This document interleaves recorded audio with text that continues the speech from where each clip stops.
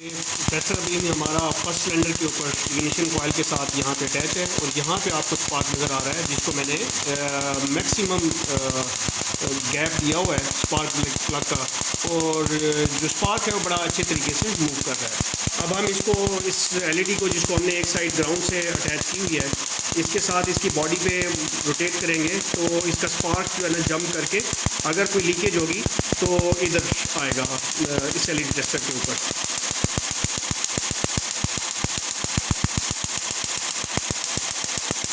ये लीजिए, ये जो जंपिंग है ये बेसिकली उसके साथ ही उधर से ही वो ले रहा है, तो स्पार्क बहुत अच्छा प्रोड्यूस कर रही है। इसको हम लीकेज नहीं कहेंगे ये, बल्कि ये वाला स्पार्क यहाँ से जंप करके आ रहा है। अगर आप देखें ये टेस्टर के साथ, और इस तरफ अगर आप देखें तो ये कॉइल बिल्कुल क्लियर है।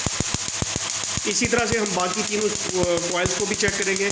इससे ना सिर्फ लीकेज चेक होती है कि कॉइल की बॉडी से कोई करंट लीक होकर इंजन की बॉडी में चला जा रहा है और स्पार्क प्लग को पूरा करंट नहीं मिल रहा, बल्कि आपको इसकी कैपेसिटी जो इसके अंदर कॉइल्स होती हैं कि वो क्या इतना हाई वोल्टेज जनरेट कर पा रही हैं, ये मैक्सिमम हम उसके साथ देख रहे हैं।